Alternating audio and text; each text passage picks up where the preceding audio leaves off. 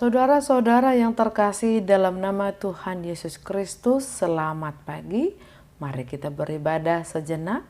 Kita menyanyikan buku Injil HKBP dari nomor 419 ayat 3.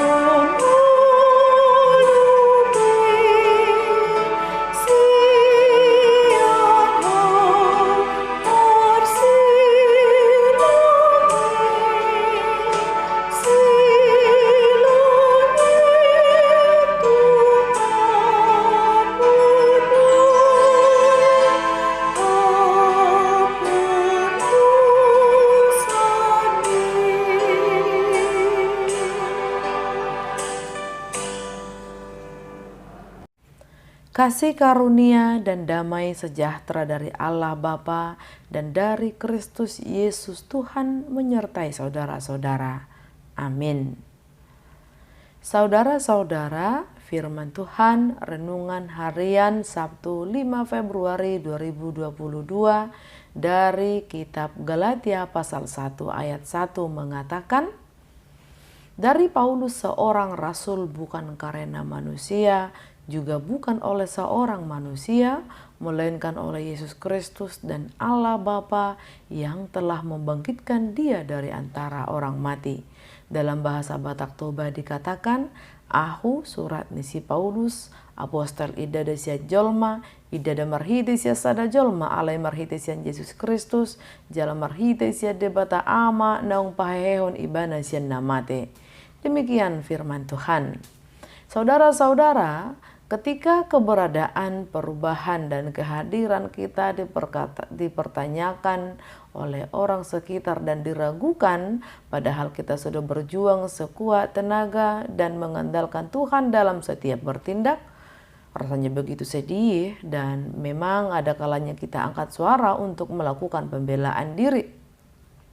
Paulus, tokoh Alkitab dalam Perjanjian Baru yang terkenal dalam pertobatannya dari pembunuh orang Kristen menjadi orang yang dibakar oleh semangat pertemuannya dengan Kristus yang bangkit. Dia begitu semangat dan berapi-api dalam pemberitaan Kristus Yesus yang bangkit, namun pada masa itu sedang dipertanyakan dan diragukan kerasulannya. Maka tidak heran pendahuluan dalam surat Galatia, Paulus langsung melakukan pembelaan terhadap tuduhan yang tidak benar tentang kepalsuan kerasulannya. Surat Galatia ditulis bagi orang-orang yang bertobat karena pekerjaan Paulus, yang pada masa itu jemaat sedang dalam bahaya besar karena kehadiran orang-orang pengajar sesat yang memutarbalikkan kebenaran Injil tentang kemerdekaan Kristen, bertentangan dengan ajaran Paulus, dengan peraturan yang disahkan oleh orang-orang Yahudi. Di antara peraturan ini, sunat menduduki tempat yang penting. Dalam peraturan itu juga termasuk perhatian terhadap penanggalan Yahudi dan ketentuan makanan yang diperbolehkan.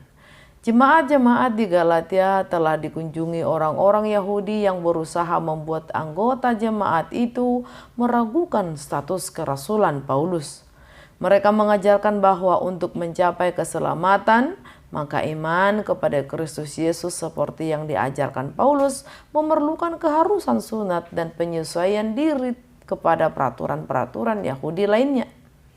Begitu berita ini datang kepada Paulus, segera ia menulis surat ini karena teramat penting menyatakan bahwa ajaran yang mencampur adukan anugerah dengan hukum Taurat adalah salah. Ajaran atau Injil yang lain daripada Injil yang ia beritakan kepada mereka dalam nama Kristus, Injil yang lain sama sekali bukanlah Injil. Dan Paulus mengimbau para pembacanya untuk berdiri dalam kemerdekaan yang baru diperoleh itu, dan jangan menaruh tengkuk mereka kembali di bawah perhambaan. Injil yang diberitakan Paulus adalah Injil yang ia terima langsung dari Kristus. Injil itu datang kepada pendengarnya dengan kuasa Kristus, bukan dengan kuasa Paulus. Paulus menyatakan pengutusannya langsung dari Kristus. Menentang pernyataan itu timbul argumentasi bahwa kewibawaan rasul yang sah datangnya dari Yerusalem, dan karena itu ajaran Paulus serta penerapannya tidaklah absah karena lain dari pola ajaran Yerusalem. Paulus menjawab dengan menceritakan kunjungannya ke Yerusalem setelah pertobatannya hingga waktunya menulis. Ia menunjukkan bahwa para pemimpin Kristen di Yerusalem tidak punya kesempatan menambiskan dia, tapi sebaliknya mereka mengakui pengutusannya sebagai rasul kepada non-Yahudi, pengutusan yang ia terima langsung dari Kristus.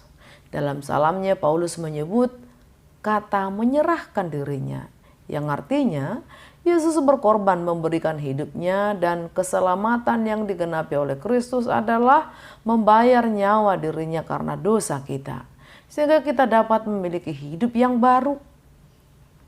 Kehidupan baru tersebut tidak lagi dikendalikan oleh dosa seperti kehidupan lama.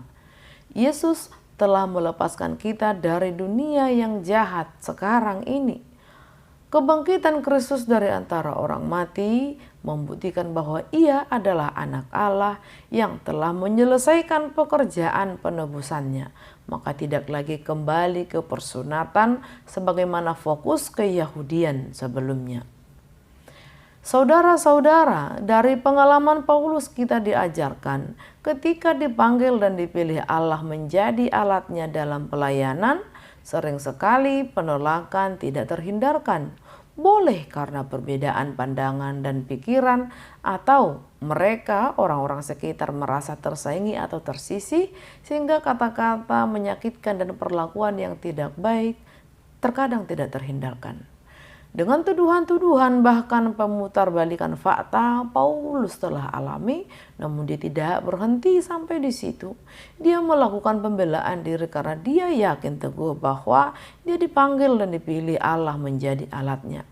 Hal ini terlihat dari bagaimana dia mendirikan jemaat, mengutus teman-teman sepelayanan untuk melayani kepada jemaat-jemaat di berbagai tempat, hingga dia berulang kali masuk penjara karena pemberitaannya tentang Kristus Yesus yang bangkit itu.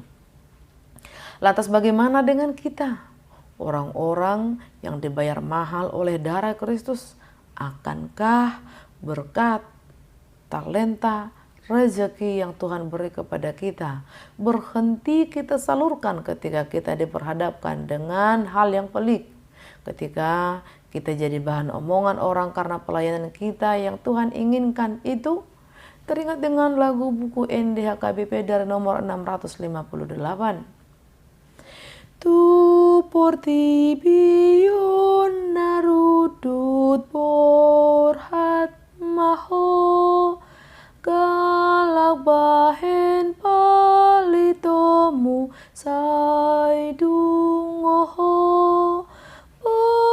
sondang tuna holom mangurupi namardangol hidup barita nauli ni Kristusi taradoti hasadaon ni ruasi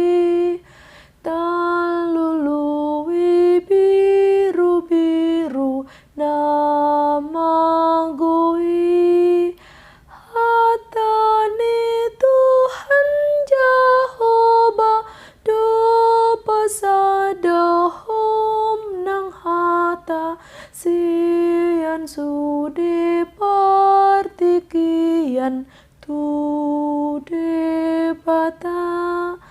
Saudara-saudara, jangan menyerah, tetap melangkah. Tuhan selalu menyertai kita. Amin. Kita berdoa. Ya Tuhan kami yang bertahta di kerajaan sorga, terima kasih untuk firman-Mu hari ini.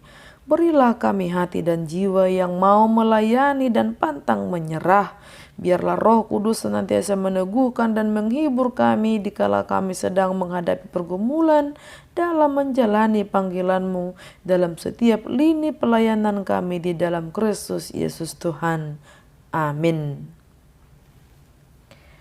Kita menyanyikan buku nyanyian HKBP dari nomor 419 ayat 3.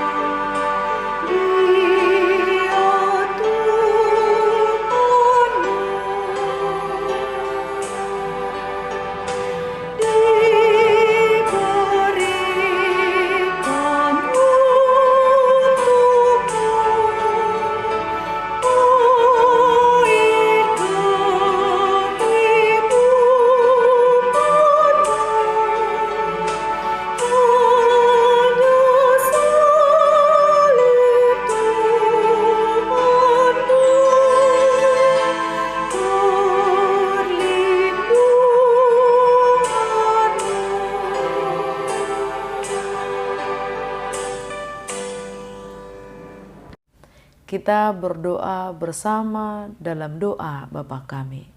Bapa kami yang di surga, dikuduskanlah namamu, datanglah kerajaan-Mu. Jadilah kehendak-Mu di bumi seperti di surga. Berikanlah kami pada hari ini makanan kami yang secukupnya. Dan ampunilah kami akan kesalahan kami, seperti kami telah mengampuni orang yang bersalah kepada kami. Dan janganlah membawa kami ke dalam pencobaan, tetapi lepaskanlah kami daripada yang jahat, karena Engkau punya kerajaan dan kuasa dan kemuliaan sampai selama-lamanya. Amin. Anugerah Tuhan kita Yesus Kristus, kasih setia Allah Bapa, dan persekutuan Roh Kudus menyertai saudara-saudara. Amin.